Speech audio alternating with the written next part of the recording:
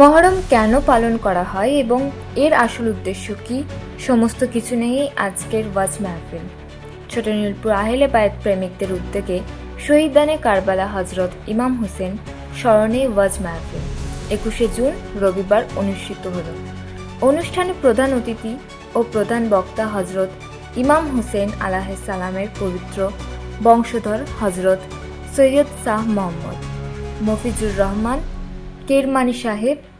এই দিনে এই অনুষ্ঠানে ৩০০ জন মানুষদের আহারের ব্যবস্থা করেন এবং সকল ধর্মের মানুষদের জন্য শান্তি বার্তা দেন। নিয়ে আসো, ওরা ওদের বাড়ির মহিলাদের নিয়ে আসো, তুমি তোমার প্রাণ প্রিয়কে নিয়ে আসো আর ওরা ওদের প্রাণ প্রিয়কে নিয়ে আসো, এবং তোমরা কি করো, পরস্পর এই মর্মে দোয়া করো, আমাদের মধ্যে কাজ্জাব যারা অর্থাৎ মিথ্যাবাদী যারা, আল্লাহর লানত হোক তাদের উপর, আল্লাহর অভিশাপ হোক তাদের উপর। তো এই ঘটনাকে মুবাহেলা বলা হয়।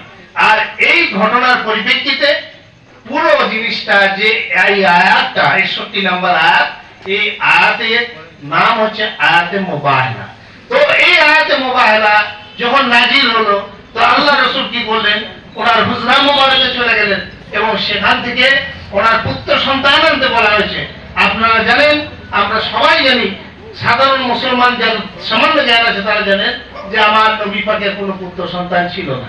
তো আমরা যদি জানি নবী পাকের পুত্র সন্তান ছিল না, তো আল্লাহ রাসূল জানেন না? নিশ্চয় জানেন। আল্লাহ এবং আল্লাহ রাসূল আমাদের জানার সঙ্গে তাদের জানা আসমান জমির পার্থক্য।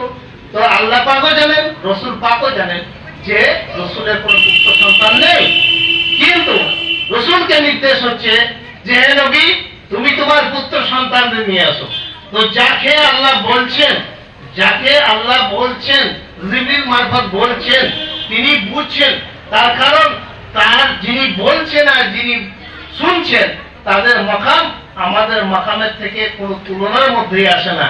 তো নবীকে যখন বলা হচ্ছে পুত্র সন্তানদের নিয়ে আসো, তো ইবনে রাসূল হিসাবে আল্লাহ রাসূল কি করছেন, ইমাম হাসান এবং হোসেনকে নিয়ে যাচ্ছেন ময়দানে, এবং ইমাম হাসানে পাক তখন হয়তো খুব বেশি হলে বছর ৩ আর হযরত ইমাম হোসেন পাক বছর ১.৫।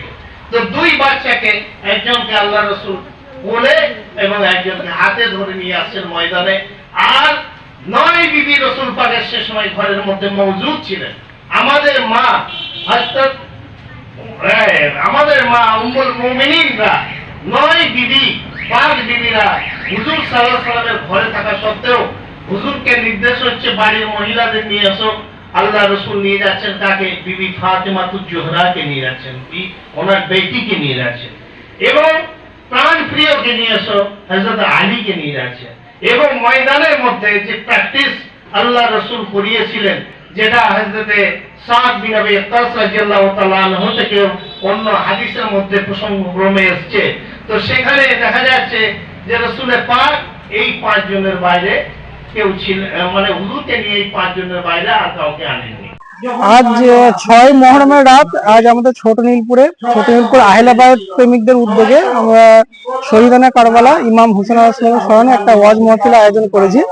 আমাদের অনুষ্ঠানের উদ্দেশ্য যে আমাদের বর্ধমান জেলা বা বিভিন্ন জায়গাতে যেভাবে মহরম পালন করা হয় সেটার নিয়মকানুন আমরা ঠিক মতো জানি না, বা কারবালাতে আসল যে সত্য ঘটনাটা ঘটেছিল, ইমাম হোসেন আলাইহিস সালাম শহীদ হয়ে ইসলামকে জিন্দা করে গেছেন, বা নবীর নাতিকে কেন শহীদ হতে হলো, এই ঘটনা আমরা অনেকেই জানি না। তো এই বিষয়ে একটা মানুষের সামনে সত্য ঘটনা তুলে ধরা এবং মহরম বিষয়ভিত্তিক যে মহরম পালন করার সঠিক নিয়ম সেটা আমরা মানুষের সামনে সচেতন করার জন্য আমরা এই অনুষ্ঠানের আয়োজন করেছি, এবং আমাদের নীলপুর এলাকার মানুষের উদ্যোগে এটা হয়েছে।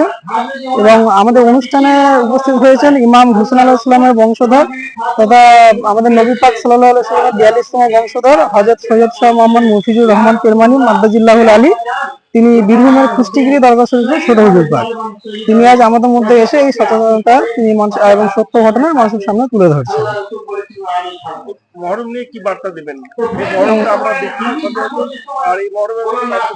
দেখুন, বিগত কয়েক হাজার বছর ধরে মহরম পালন হয়ে আসছে, এবং আজকালকার যে ডিজিটাল যুগ হিসেবে আমরা যেটা জানি, মানুষের সামনে সত্য ঘটনা, শিক্ষার অভাব এবং ঘটনা না জানার কারণে মহরমে আমাদের ধরন পাল্টে গেছে। আমরা যদি বিগত 20 বছর 25 বছর আগে ফিরে যাই, তো দেখা যাবে মহরম খুব সুস্থভাবে পালন করা হতো এবং বিভিন্ন জায়গাতে এখনো সুস্থভাবে মহরম পালন করা হয়। শুধুমাত্র কিছু জায়গাতে ধর্মের নামে এই যেমন ডিজে করা হয়, যেটা আমাদের ধর্মের বিশেষত নেই, ঠিক আছে, আনন্দ ফুর্তি করা হয়, সেগুলো কালের ক্রমে সেটা বিভিন্ন জায়গাতে পরিবর্তন হয়ে গেছে।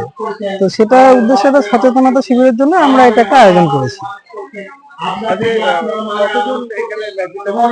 আমাদের মধ্যে এখনো পর্যন্ত আনুমানিক এখানে 300 থেকে 350 মতো লোকজন এলাকাবাসী উপস্থিত হয়েছেন এই প্রোগ্রামে সামিল হওয়ার জন্য, এবং বর্ধমান লাগোয়া কিছু আশেপাশে এবং কিছু দরবারে যারা ভক্ত আছেন তারাও এসে উপস্থিত হয়েছে। এই অনুষ্ঠান নিয়ে আমাদের একটাই বার্তা, যে মহরমের আসল সত্য, কারবালার আসল সত্য ঘটনা মানুষের সামনে মানুষ জানুক এবং তারা সত্যের পথে ফিরে আসে। এবং আজকে আমাদের যে মহফিল হয়েছে, এই মহফিলে আমাদের বাচ্চা থেকে বয়স্ক মানুষ যারাই এসেছেন তাদের জন্য আমরা রাত্রে একটা খাওয়া দাওয়ার ব্যবস্থা আমরা করেছি, এবং এলাকাবাসীর উদ্যোগে তারা সবাই এই অনুষ্ঠানে সামিল হয় সেই ব্যবস্থা করেছে। ঠিক আছে, সবার জন্য আমরা আনুমানিক এখানে 300 থেকে 350 লোকের মতো আমরা আয়োজন করেছি, বাচ্চা থেকে বয়স্ক সবাইকে ধরে আমরা এই আয়োজন করেছি। এটা ছোট নীলপুর মধ্যপাড়া, ছোট নীলপুর রোডে হচ্ছে। আমার নাম সিরাজউদ্দিন আহমদ, ছোট নীলপুর মধ্যপাড়া।